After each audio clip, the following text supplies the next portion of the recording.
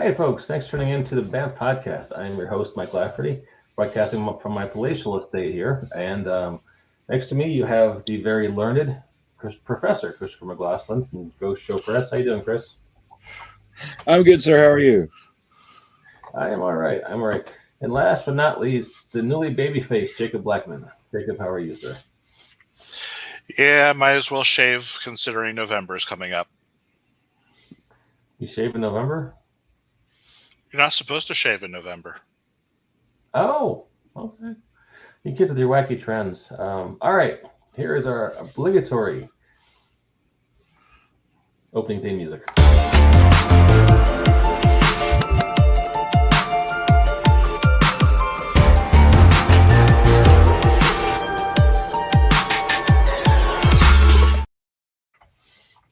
I could list a whole bunch of other things we're not supposed to do in November, but this is a family show.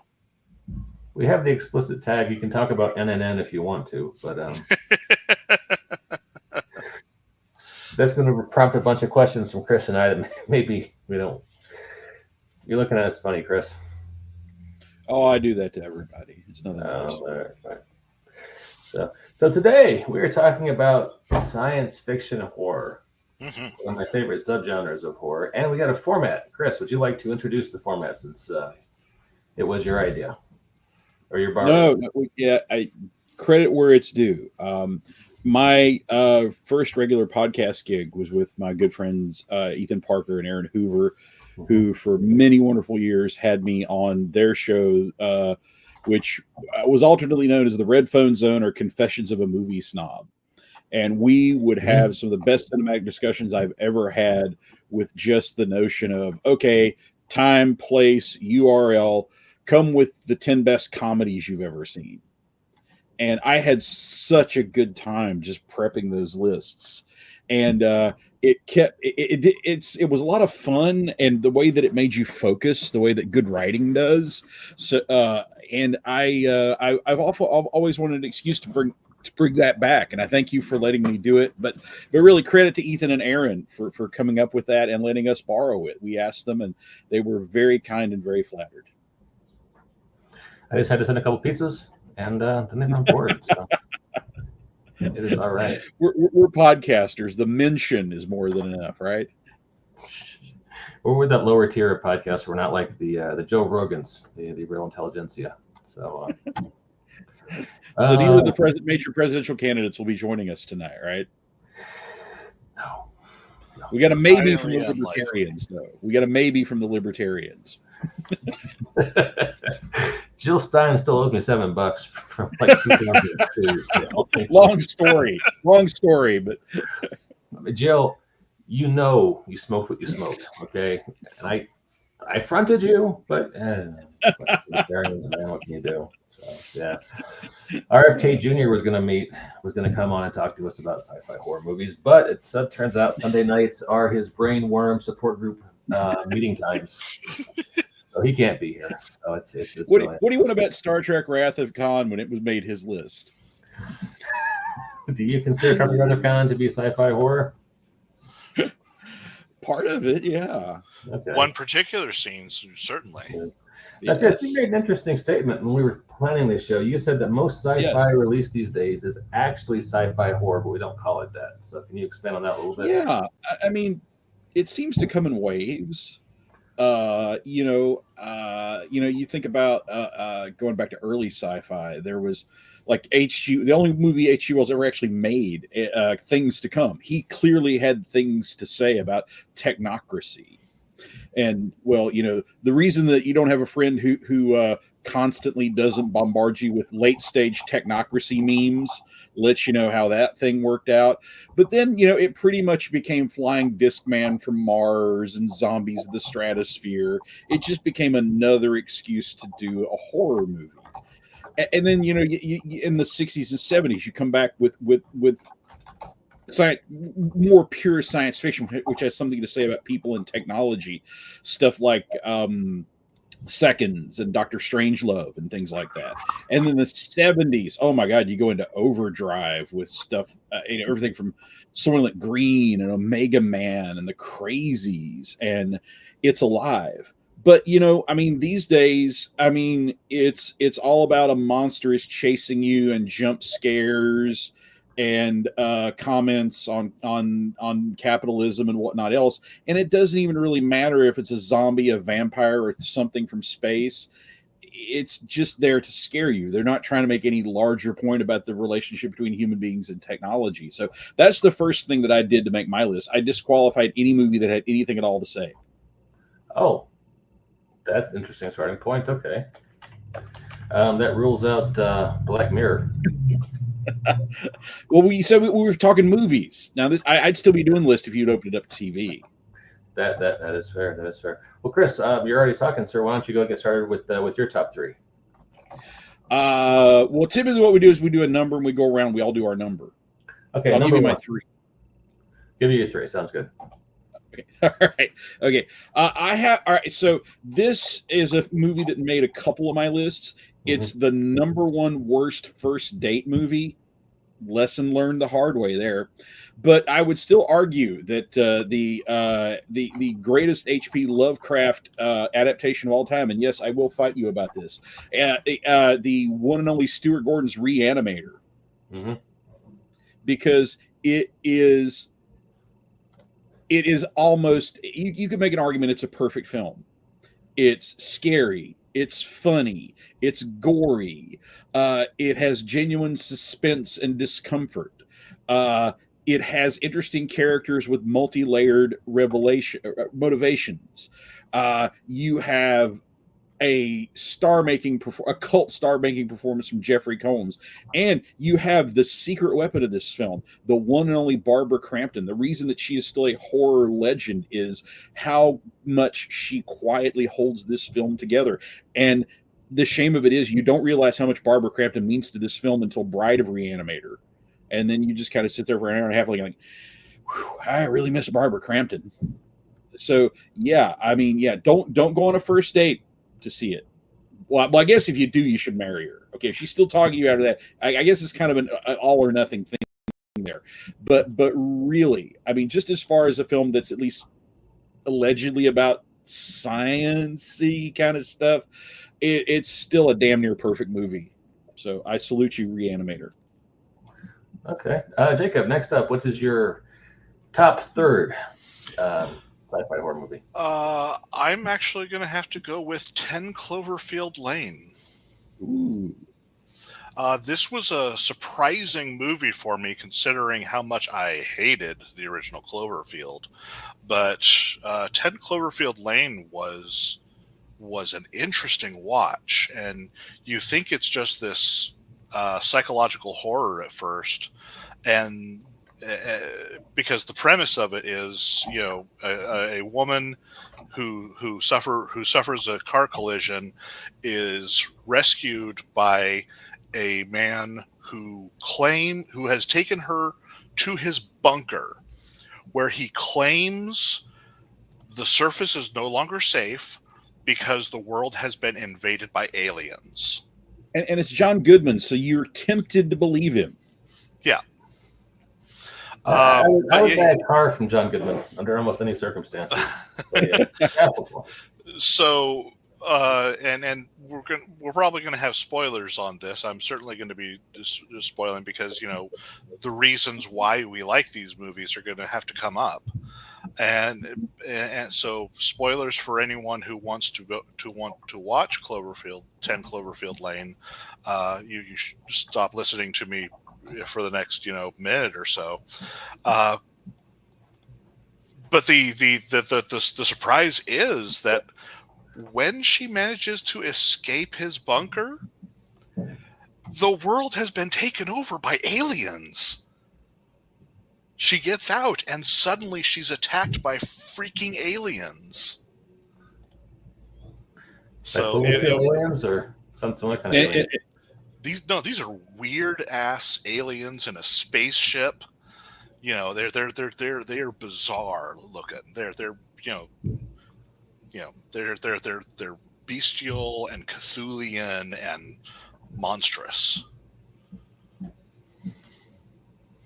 That is interesting. I didn't know. I avoided that one because I tend to hate sequels, but that sounds actually not bad. Yeah, it is. While it shares the name Cloverfield with the terrible shaky cam monster movie, uh, it has nothing to do with it. It is a completely separate film. Oh, okay, interesting, interesting. Yeah, I mean, they've done a lot of different kind of films under that Cloverfield label, and just vastly overestimating how much that is as a brand name. I agree with Jacob that I thought it deserved a lot more notice than it got, and it was way better done than it should than anyone would have expected. But you're just kind of shooting yourself in the foot with that branding. I mean, you're creating expectations this film is not going to meet. Or a lot of bad memories for people that had issues with the first one. It kind of falls down that Halloween 3 hole that you really wish that they had called it Singing in the Rain 2 or anything other than palm it off as any relation to Michael Myers. Except the fact is that was always the intention of the Halloween. He wanted to make an anthology of movies that just happened to take place around Halloween. He didn't want everything Halloween to be about Michael Myers. But certainly by the time he got to the third one, and he was ironically thinking that this is done. What else do we have? What else do we have left to do with this? Yeah. Doesn't that just sound adorable? So yeah, that's my number 3. Okay. Surely people are tired of seeing a guy in a Shatner mask stab people. I saw Billy Corgan on Howard Stern. Not that I watch Howard Stern regularly, but it was came up on my YouTube feed. And Corgan he was pissed. He was like, I made all these songs I really loved and thought were meaningful and saying things. And the record studio came back and said, yeah, that's nice, kid. This one song you hate? A lot more of that. That's what we want. Yeah, that's what I've done for 2 decades now. That's been my career, and that's all they want. That's all they want is music that sells more sausages. That doesn't count. Like your parents told you have no value unless you're. He got kind of into it, but I mean, like the guy with Halloween, they want more of the guy in the Shatner mask going stabby stabby, and that put. If we ever do a music version of this, I want to do like bands that had the best breakups. Mm-hmm. And one of my favorites always has to be Climax Blues Band, which, as the name suggests, wanted to do blues rock. But they were on their last legs with blues rock. They were cutting what was going to be their last album if it didn't take off. They needed one more song, and out of desperation, they cut this incredibly sappy ballad that their drummer. When you're recording the drummer's shit, you're in trouble. Mm-hmm. And it's basically this really simple piano thing where he goes, "I love my wife" for 3 minutes. Record company loved it. Was by far the biggest hit they ever had. But the half of the band that still wanted to do blues rock hated it so much they refused to perform it live, and the band split up as their biggest record was climbing the charts because they would rather not play it rather than rake in all that tour cash they could have made off it. That happens sometimes. Chicago was very happy their last few albums didn't do so well because they get away from doing that kind of light, airy jazz pop that they were doing in the 80s and 90s and go back to what the guys wanted to do. But and I mean, Jacob and I are sadly shackled with the moniker of the guys who created Cocaine Owlbear. Wherever we go, people will always say, "What's next? We want more Cocaine Owlbear," and I don't know what more we can give them. One of my best Facebook friends is this actor John Lazar, who made the only thing anybody will ever know him for in 1970 for being Z-Man and Beyond the Valley of the Dolls and giving that, "This is my scene and it freaks me out." But the great thing about him, not only is he a genuinely nice guy, he's kind of resigned to the fact that it's better to be known for one thing from 50 years ago than to be completely unknown for anything. Mm-hmm. So at least he can always go to a con and sign autographs. There you go. You guys could be remembered for that big. You could be one of those guys. You had that big Kickstarter that never paid off, or something like that. No, you got something cool and positive on there. So many names I could mention, but my number 3. God, you guys had good obscure fucking picks. I'm going to go with a. Animator's obscure. I've heard of it. I'm pretty new. So, hey, before we go any further, our friend Chuck Rice, Our friend Chuck writes, Yeah. he's Yes. having heart problems. He needs your help with some medical expenses because American healthcare is like that. We have a bundle for Chuck. Let me share it. tinyurl.com/Chuck bundle. You can. It's easy. It's intuitive. And look at this art Jacob drew up for our cover image. It's just $25. Got almost $200 worth of value in here, and this is the anchor product. This is the anchor product. Let me go over here to the actual bundle. Okay, never mind. Anyway, here's your bundle. You should check it out. It's got cocaine owlbears in it. It's got lots of Jacobs products, Rogue Genius Games. It's got Modern Age from Green Ronin, or Modern Age Adventure. It's got an East Texas University product from Pinnacle. All kinds of good stuff from bunches of other publishers. tinyurl.com/Chuck bundle. Please go check it out. It has the summit from Ghost Show Press, the next to last gaming thing I'll ever write. Do you want to announce your next gaming thing, or this is probably not the right venue for that, right? Well, if we have time left after we've done our list and we want to plug other projects, we'll do it then. Thank you for the offer. All right. We've talked about it before. My number 3 pick is going to be John Carpenter's The Thing, because I saw it sometime in the mid-'80s with my dad, a late-night movie, and it still freaks me out occasionally. So only ostensibly sci-fi because the bad guy is an alien. Spoilers, but It counts. It counts. Maybe Kurt Russell's best performance. But it's not trying to say anything by making it an alien. So to me, you're clear sailing there. I just watched Sting last night, which is a giant spider horror movie. It technically fits in this genre because at the very beginning, Sting's little egg pod is a meteorite from space, so it's a space spider. There you go. Hang on 1 second. I have found Chuck's bundle. Let's take a look at it. or have I? We'll start charity bundle. Yes, there we go.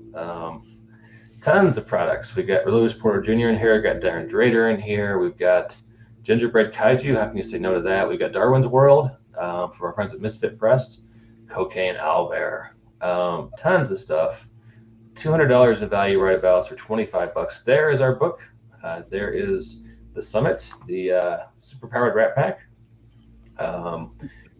Raiders of the Ghost Zone. Speaking of sci-fi horror, this was my homage to that kind of spaceships as haunted houses sort of thing. The After. This is a huge book. It usually sells for as much as we've got it for here in the bundle. Anyway, lots of cool stuff. tinyurl.com/Chuck bundle. Chuck's our buddy. He needs your help. So yeah, I once again John Carpenter's The Thing, and I was bummed that Ben Grimm wasn't in it when I watched it as a kid, but I really enjoyed. I haven't heard enough analysts say that movie is making political points. I'm not sure if we can really. You have to dive kind of deep into deconstructionism to make that argument. You can scratch out a living finding trying to make political points about anything. I kind of knew that Gen X was over when I saw somebody making an not a work like legit attempt to praise Plan 9 from outer space as a serious plea for arms control. What? Okay. Exactly. Oh, okay. I have behind me a beautiful Blu-ray copy of the infamous Literal Turkey, The Giant Claw, where a bunch of unfortunate 1950s actors recoil in horror from a turkey puppet. Oh Lord! And one of the audio commentaries, it's like 80 minutes of this commentator talking about how the film fails because it's too heteronormative. Like, no, not because your monster is a fucking turkey puppet. It's too heteronormative. Like, thank you for finally nailing my core issue with this. It's not the laughably ridiculous monster. This thing was just too damn heteronormative for me. So yeah, you can cram politics into anything, man. Occasionally I have that problem when I'm watching like the Disney Plus. I was really enjoying season 1 of Mandalorian and I had to stop because it was too heteronormative. I just couldn't watch the content anymore. So, all right, number 2, numero dos. Give it to me, Chris. Number 2, the 1958 version of The Blob. Yeah, that's a good one. Thank you, thank you, thank you, thank you, thank you. The 58 You- version? The What's funny that? version? The comedy version? You're thinking of the 72 version that Larry Hagman made, Beware the Blob, which is a film I appreciate more probably than Larry Hagman. But the 1950. Go ahead. The 1958 version of The Blob, I love how, to an extremely sincere degree, it establishes characters that are so quaint and lovable. It's almost like the monsters attacking Mayberry. Now, I understand there are a lot of people who get some simulation of joy by shitting on things like this, but I mean, if you can sit down and watch an episode of Andy Griffith and enjoy it, to me the Blob hits you in your normal functioning human heart.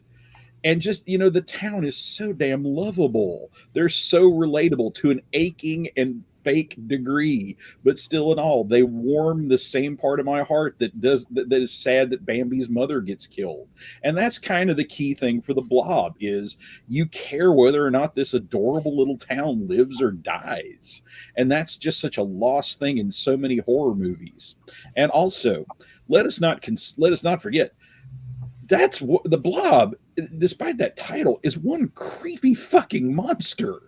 I mean, and the people who made this film get that with those insanely icky, like creeping under your door. Just like if you don't have to see too many zombie movies before you start thinking like, I'd be the first one at the Costco, and then I would do this, and this. You're left, what the hell would you do something against something that could come through the cracks of your house? Mm-hmm. It's and hey, don't take my word for it. The fact that every single year thousands of people go to Phoenixville, Pennsylvania to eat at the diner at the end of the movie, which is still there and it's still 1950s condition, and they go to the Colonial Theater that the crowd runs out of in the movie, so you can watch the Blob in that movie and run out of the theater just like the people in the movie. It's becoming a big festival up there. And I'm not hating on anybody else's choices, mine, yours, or anybody else's, but I doubt any of us has anything on our list that has an annual festival that thousands of people go to because they genuinely love this soon-to-be 70-year-old movie. I mean, my gosh, they must have done something far, far more wonderful just than earning my lifelong esteem. So yes, much love for the 58 Blob. I would love if there was a John Carpenter The Thing film festival that took place back at McMurdo Station. We turns locking each other in a storage closet just to make sure we weren't infected. And well, anyway, Jacob, you're number 2. Yeah, well, Mike, we live in a world where the Fire Festival happened.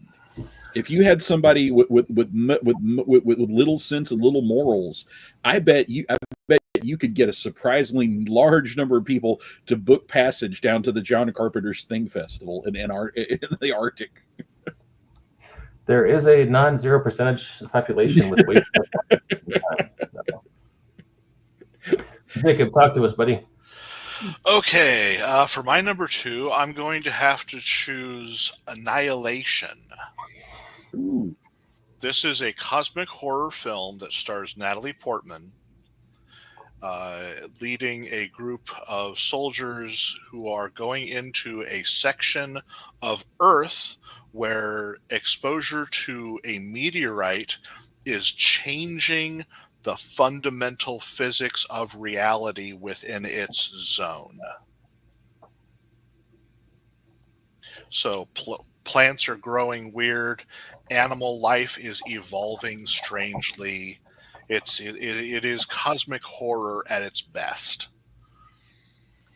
Okay. I've heard a lot of things about the mutant bear scene. Can you talk about that? The mutant bear scene is creepy as hell. Okay.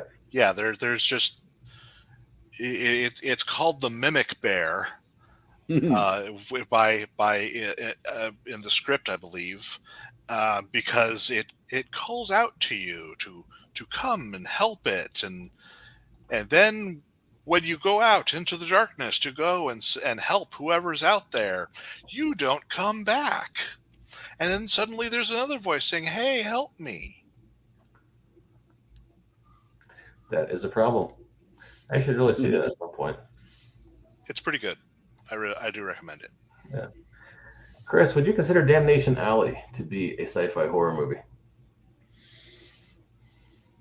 You know, it's on the line, because you could certainly say they're trying to say something with, "Hey man, don't use nukes." Yeah. But I don't know. By 1977, does that still count as a point? I'm not sure. Any more than if you made a short film like don't wash your hair with gasoline. And man, they're expecting those mutant cockroaches to do a lot of work as far as getting you to care about that one. So I would rule yes, although I can see the counter argument. Do you know that Roger Zelazny didn't know it was going to be that different from his novel? His novel was very, very similar to his novella. You never tell the writer what you're going to do. Yeah, that's all fair. I guess. Oh God, if we're going to widen the definition that much, we could call Battlestar Galactica a sci-fi horror. Although I think that's whether you get that wide. I don't know if I'd consider that sci-fi horror. That's pretty straight sci-fi. Well, yeah, okay. I mean, we're broadening it maybe. And they're both trying to make religious points. Both? Hang on. Oh, okay. How so? Well, I mean, Glenn Larson is a devout Mormon, and God bless him for that. Respect for his faith. But I mean, the original is steeped in Mormon, is steeped in Mormon theology, and then Ron Moore's version is he very deliberately made the quote unquote enemy race the monotheists, to kind of force us to take a look back at our major religions these days, which a good many of them are monotheistic, and to force us to root for what today would be considered ancient pagans, because the colonials are all still worshiping Athena and Zeus and whatnot. Yeah. And definitely Moore has some things he wants to say about technology. Yeah, I would agree with. What's Moore doing these days? Anything? He's still doing that Soviets got to the moon first show, For All Mankind. Yes. Oh, is it on Apple or something? I don't know anymore. All those streaming services nobody has. So, okay. You tell me you're on the Dumont network, I'll believe you. I'm so out of it. Yeah, fair enough. Okay, well, I guess number 2 for me, I'm trying to think of something. I want to go with Event Horizon because it's a decent sci-fi horror, but not the best. That's a good one. Yeah. So I read about the making of this movie, and I always thought, the scene where they're seeing the log footage from the doomed ship, it says, okay, they're having a crazy party, things are out of hand, but it doesn't necessarily scream cosmic horror to me. Apparently, what you saw on VHS or DVD or in the theater was heavily cut, edited. Yeah, they got heavy notes in the studio saying no, that can't run. So yeah. They apparently filmed things so disturbing they had to remove it. Yeah. So I sometimes call it the Cthulhu movie without Cthulhu, because we found something. Now everybody's crazy. Is the plot of so many Cthulhu stories, but I always wanted to see them sell that a little bit better. But still, an enjoyable movie. Chris, yes, number 1. Well, this was a struggle because very few people did sci-fi horror better than George Romero, and that takes you to the ultimate question of Night of the Living Dead or Dawn of the Dead. But this is where I drew the line.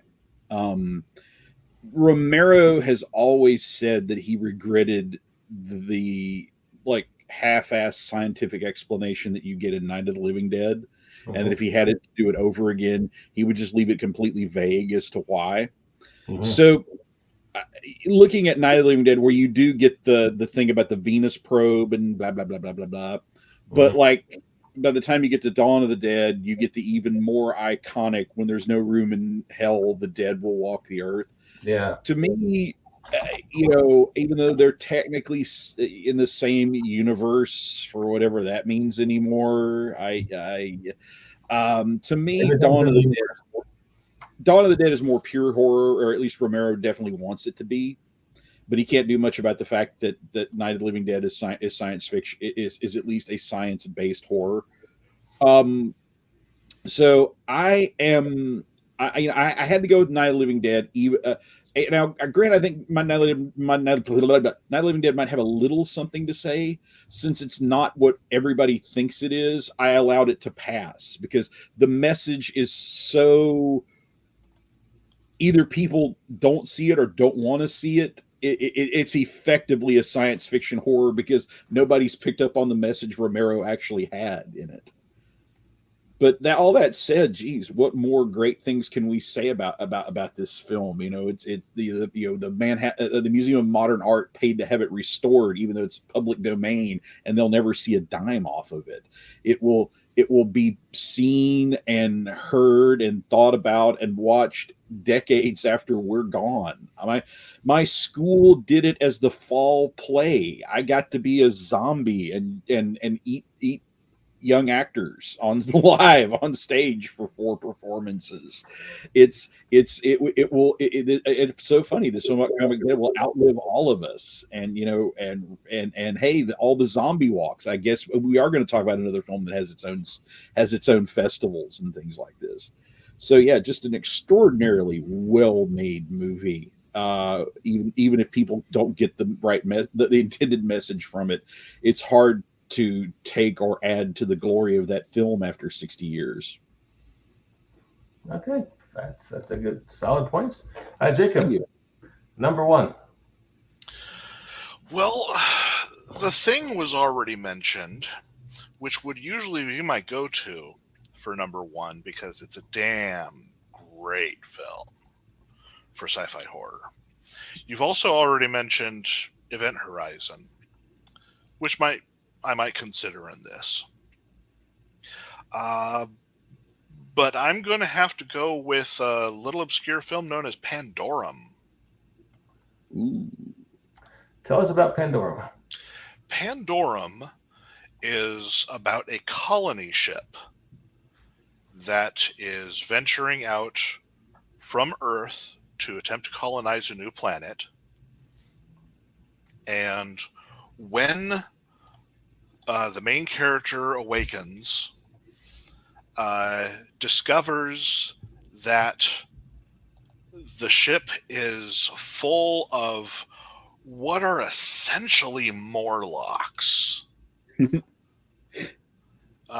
So yeah, they are space Morlocks, and for some reason the ship has been in space so long, having missed its target, that people have been coming out of their pods at random, and it's been happening so long, for literal thousands of years, that they've devolved into these Morlock creatures. That is kind of cool. I haven't heard. When did this come out? Let me see. This was in 2009. Okay. I missed that one somehow. Well, that is kind of cool. Where can you see this these days? Let me see if I can find where it's streaming. But yeah, it's got a really nice cast. The main character is Ben Foster, and his partner in this is played by Dennis Quaid. Mm-hmm. Okay. I always like to see Dennis Quaid. Okay, let's see. You can watch Pandorum on Tubi. There's going to be commercials on there, as well as the Roku channel and Amazon Prime. Okay, I can see Amazon Prime, and Roku and Tubi are doable. If it was Apple Plus, I would have to do a whole bunch of stuff to be able to see anything on there. Okay. Which is odd because there's things I want to see on Apple Plus, but I'm like, do I want one more streaming service? I already have so many. All right. So for my number one, I'm not going to say Alien because I kind of want to, but it's sort of the obvious pick, right? I'm not going to say Aliens because that's not really horror, is it? I classify Aliens as an action movie, not a horror movie. I would even call it military sci-fi action as opposed to straight action. So I am going to, boy, all three of my choices from the 80s or 90s. I guess they were. I must be an old guy. Altered States from 1980. Where William Burt plays a Harvard scientist who research is causing him to devolve in tripping and nightmarish ways. Directed by Ken Russell. Well, that's a movie that I saw when I was a kid with my dad that freaked me out forever. So, yeah. We're of that generation. What Ken Russell film first scarred you for life? So yeah, that's it's I haven't seen that in probably 30 years, but I remember it left a big impact on me. So Wow. yeah, so that's my number one. So you think of any RPGs that do sci-fi horror well? Ooh, Sci-fi boy. I mean, that's a hard thing because horror, it's really about your GM, isn't it? Whoever's running that game, if they Yeah. can develop those kind of things. Yeah. Otherwise, it's kind of a Halloween party where hey, Well, here's groups and here's a painting of a skeleton man. But yeah, go ahead, Jacob. there is an Alien RPG out there right now that is designed to emulate the genre fairly well. Yeah. I hear good things about it. I've heard it described as the best sci-fi game on the market right now if you take out the alien content. I've seen a couple of games done on live play where they have played it just as a horror scenario that is science fiction horror. We never saw a xenomorph in it. So yeah, they've done. There are people who are doing some fun, just good sci-fi horror with it without having to touch on the aliens. Yeah, I could definitely see that. Mothership is incredibly popular. It's kind of the OSR take on spaceships and space stations as haunted houses. Mm-hmm. So, that one, and I haven't played that one. So, Chris, you were playing back in the day. What's the old timers' viewpoint on sci-fi horror? Honestly, the film that kind of cracked horror role playing for me was not Call of Cthulhu, which if you love that, bless you, no hate, nothing but love, but to me, like one of the inherent drawbacks of tabletop role playing is that unless you're playing something like Toon, a character is an investment of time, math, and unless you're running one of those campaigns where it's like, yeah, Thor had this hammer and we killed him, and that was cool. Unless you're doing one of those kind of campaigns, there's also an emotional investment into your character, and that makes everybody loath to actually kill a character. And you can't do horror when there's no serious threat of anybody dying. And as much as COC players will talk about oh, my character went nuts and ate his own eyeballs and I never got to play him again. I think people have a much more limited appetite for that than they will ever admit. So the game that really cracked that for me was there is a sadly lost game called It Came from the Late Show. And it's I love that game. Bless you. I'm always happy to meet somebody else who remembers it. It's on the surface, it's a B movie role playing game, which really despite all the airs they might put on, sci-fi horror is inherently a B movie thing. Even if you have a movie budget, you're still making a B movie. And the core conceit of It Came from the Late Show is you're making up an actor, and you will be playing that actor in a movie, and if you die, you'll be back for the next movie. The emotional attachment that you have for this character is still there, and in fact, you kind of have these incentives to do the things that you need characters to do in a horror setting, to make these noble sacrifices, and make these grand, I'll jump in its mouth and hold it off while you guys run kind of things. So having people scream when they see the monster, because if you make your scream check, help arrives before the monster gets to you. yes. And they're like every actor has a fame score, and then that's the amount of bullets that any gun you have will hold. If your fame is 75, you got 75 rounds in your 6-shot revolver. I mean, Yeah. things like that. Just absolutely. That game got into a big place in my heart, and it will never leave. I love that to death, and I'm sure that in today's RPG ecosystem that I stopped following 7 years ago, I'm sure that there's probably somebody who made a perfectly fine game on their laptop, and they're proud of all 12 copies they've sold, and it has just as good or better mechanics. But for me, Late Show got there first, and nobody's knocking it out of its spot. It's a low barrier to entry industry. So yeah, sorry, Jacob, go ahead. I have to echo Chris here.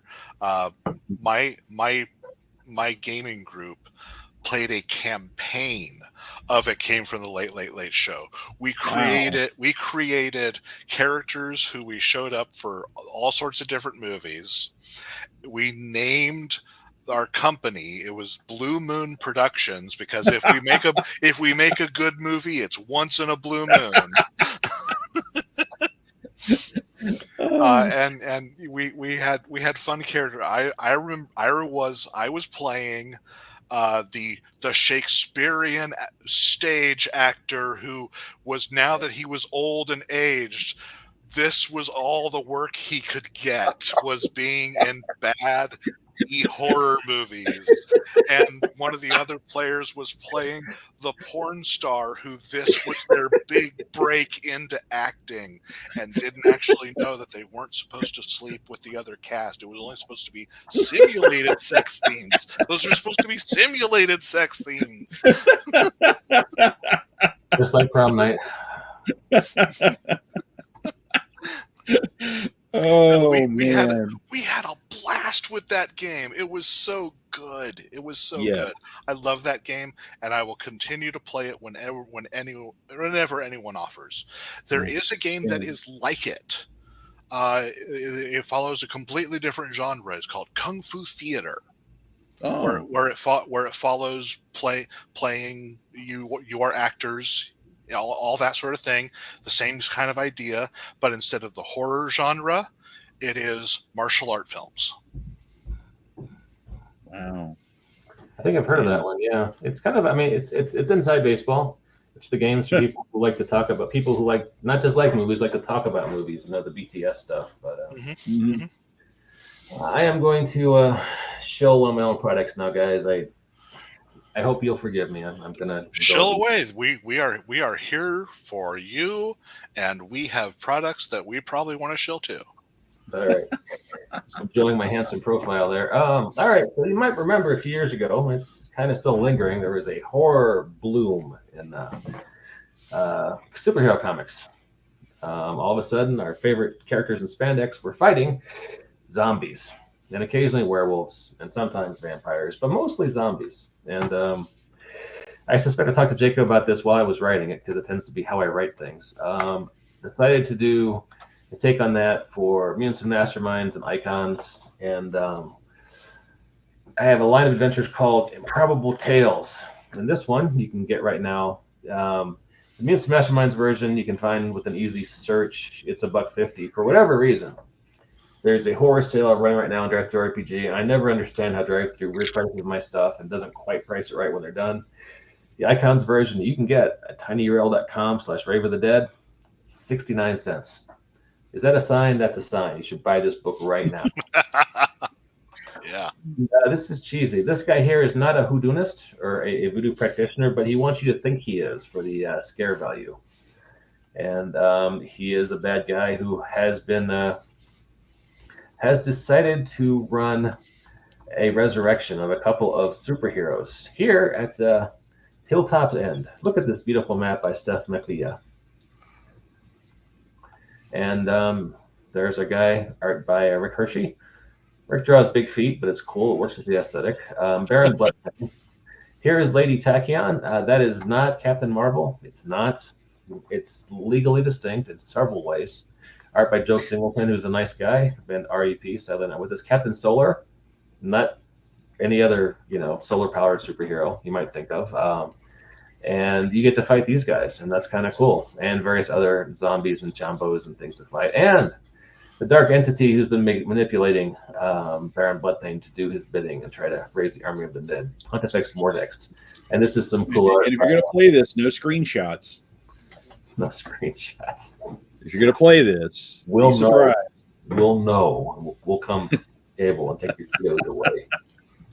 Now, this might look like a spooky luchador, but it's not. Pontifex Mordex is a evil being from outside our dimension, and that cool art is by J.E. Shields, friend of the podcast, and it's a fun little adventure. Oh, hey, look at this! Did someone draw? Hey, this Jacob. This is your cartoon, isn't it? No, it is not. That is someone else's. I did not do that one. Okay, Jacob did a series of fake snack cake ads for us, and I thought this one was him, but I guess this is maybe J.E. Shields, maybe somebody else. This could be Aid, I suppose. Aid Smith. So where the entire adventure is solved through the quick thinking and the intercession of snack cakes, the way things were in the old days. Comics, folks. So anyway, you can get this right now, tinyurl.com/Rave of the Dead for 69 cents. So be cool. Check it out. All right, that is my obligatory shilling done. I feel bad, a little bit dirty, but does anyone else want to shill, or do we wrap it up for the evening? I'm willing to shill. All right, shill. I posted the link for it in the chat there. All right, let me give you a little banner to scroll across the bottom, because we're a professional podcast and we do stuff like that. Indeed. So, consummate professional. So there is the term superhero has been held by Marvel and DC collectively for the last several decades. Considering they created the first mainstream comic books featuring superheroes. Mm-hmm. Recently, it has fallen into public domain use because superhero pop culture is just everywhere now. So the term is available for anyone to use. To celebrate this, Rogue Genius Games has created the Superhero Bundle, which has literally everything I have produced for Mutants and Masterminds. And that includes... That's 2 or 3 books, right? 2 or 3 books? It's a lot. It's a lot. It's got everything for superpowered legends. It's got everything for superpowered bestiaries that I've done, superpowered classes that I was creating. If you want to stay thematic, has the Halloween horrors in there, as well as my undead dinosaurs. Mm-hmm. So you can throw in some nice horror elements in there for your spooky games, or if you want to do a superhero Halloween adventure, there's plenty in there that'll help with that. tinyurl.com/supermnn bundle. And this is limited time. The bundle will no longer be available after October ends. So it is just $30, and there's well over $300, I would say, at least, of stuff here. Mm-hmm. And for anyone who's not familiar with the Superpower Legends line, Jacob said to himself, there's not really a Marvel Comics product out there for Mutants and Masterminds. So this is the entirety of Marvel Comics done for Mutants and Masterminds with the Vin file off. So, yep. What is this superpowered corgi I see with Argatha? What am I looking at here? Agartha, the City of Monsters. Those are my homage to the Inhumans. So Calamity there is my homage to Lockjaw, the teleporting dog. I know that's one of Chris's favorites. Oh yeah. Teleporting bulldog. That I'm the sole demographic for that. Well, that is pretty cool. My wife would love that, but we have a corgi here in this house, so yeah. That is pretty awesome. But yeah, just like everything else from Marvel, and check it out. It's not available. When are you guys taking this down? It's soon, right? It'll be after October ends, which is in a couple of days. 4 days. That'll Time's be running out. that'll be this coming Friday will be when it goes away. Folks, in these troubled times, the BAMF podcast wants to help you. And there's a chance that there's a flip of the coin chance that your favorite candidate in this upcoming election will lose, and you will be racked with thoughts about the future of our great nation. But Jacob's products are here for a discounted price to help soothe those existential thoughts about the decline of democracy in North America. So pick it up now. tinyurl.com/super M&M bundle. Sorry, that was a bit much. I couldn't help myself. Chris, do you have any thoughts? Don't worry about it. I'm sorry? Did you have anything to contribute before we wrap things up? Well, I guess I should tell people about this because this is something bigger than me. But if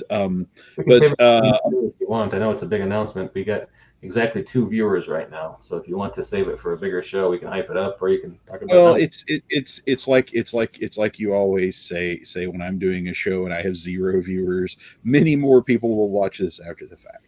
Mm-hmm. Okay. But if you want me to save it, I will. If you want me to talk about something, this is all I got left. Okay. I'm cool either way. It's kind of a big announcement. So.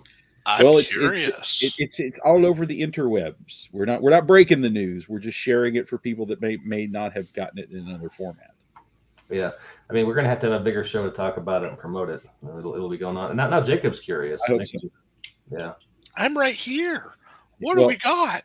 Well, as some of you may know, about 1 million years ago, I wrote a few words for Green Ronin's Mutants and Masterminds line, and one of the things, if you've worked in the role-playing industry, you know that like a lot of projects get planned and then it meets the real world of, well, we have to find time to do this and all, it's so many moving parts and they don't always come together.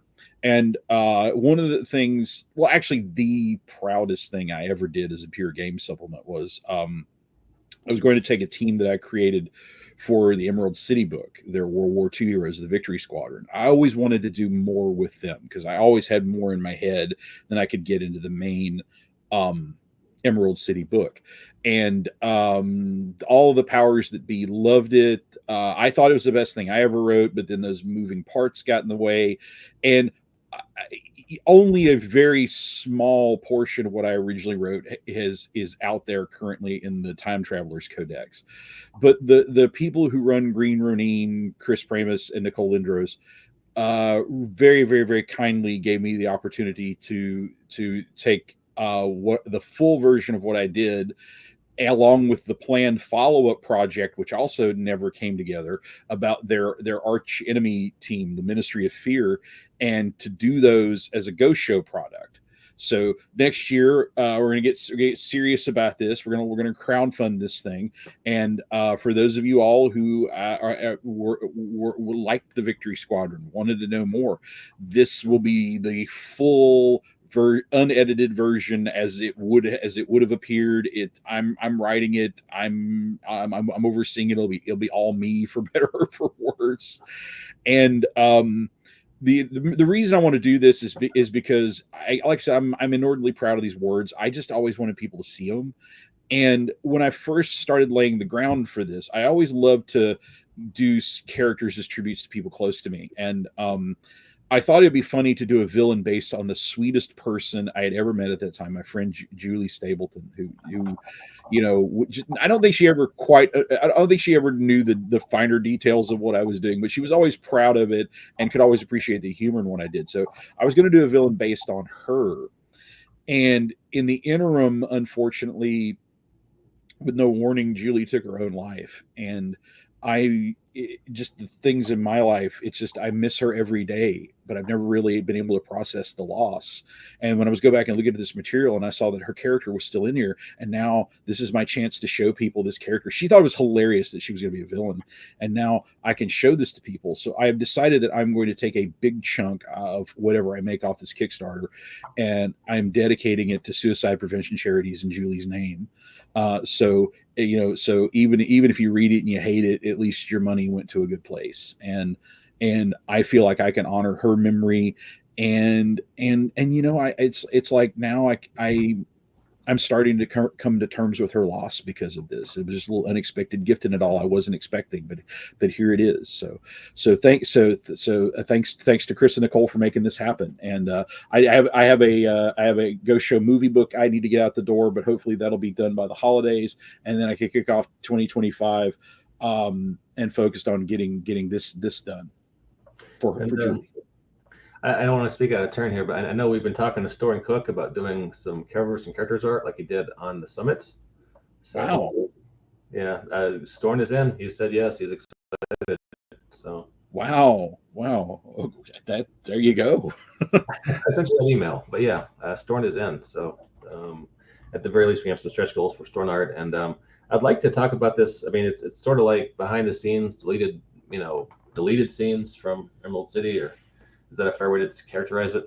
Well, it's officially going to. Sorry, thank you for reminding me this. It's officially going to be an omniversal version. We're not tampering with the sacred Eminem timeline. It's going to be. We don't know what to call it yet. The joking title around the Ghost Show offices is the McGee-verse. But it'll be everything I would have written in an official Eminem book but I'm not going to harsh the sacred timeline. This is going to be my little pocket universe with my particular gifts, demerits, and obsessions in them. Okay, cool. So it's we're not messing with the prime timeline. We've got our own little. No. Those are good, clean kids. They don't deserve to have my crazy old manness inflicted upon them. All right, cool. So coming in 2025 from Ghost Show Press, and hopefully I can help run the Kickstarter and we can get this cool book made and into the world. Thank you. Sounds good. So that's big news. We saved it for the end of the podcast, and we'll shout it from the rooftops on Monday morning. But it's a big deal. So new Eminem content coming from Emerald City. So all right, I think I call that a pretty good show. Anybody have any closing thoughts? If you enjoy this content, please help support the BAMF Podcast Patreon. And no Patreon, just thoughts and prayers. I don't need your money. Keep your filthy give us money. He keeps promising us donuts. We need money so that Mike can give us the donuts he has so often promised and has failed to deliver on numerous occasions. You came to Colorado. I could have bought you a donut. I bought you barbecue just down the street. Barbecue is amazing, but it ain't donuts. If you would like to help give Jacob some money directly so he can locally source those donuts, tinyurl.com/CokeOwlBearShirt. It's great for Halloween. If you can get it in 4 days, it's the perfect holiday present. Give it to your mother. Like we say around the office. Yeah. Like we say around the office. Like we say around the office, donate generously. We don't want to have to sell Mike. The OnlyFans is not doing the way it used to. So it's, 52-year-old man feet pictures just aren't selling like they once did. You need to involve more cake. You need to involve. Put your feet in cake and you will sell. Well, Robert Kennedy was my biggest customer, and he's just been too preoccupied not campaigning for president. So it's once that political action money starts flowing freely again, I'm hopeful. But until then, please feel free to donate to the BAMF Podcast Patreon. We are back up on there, and I can't find the link, but I swear we exist. So, here it is. I should make a tiny URL for this. What's wrong with me? The BAMF Podcast Patreon, patreon.com/user?U=49450. Because who needs a tiny URL? That's too easy. So check it out. Send us some money. We will catch you next time on the BAMF Podcast. awkward moment before we're off the air. Everybody lean in. So awkward.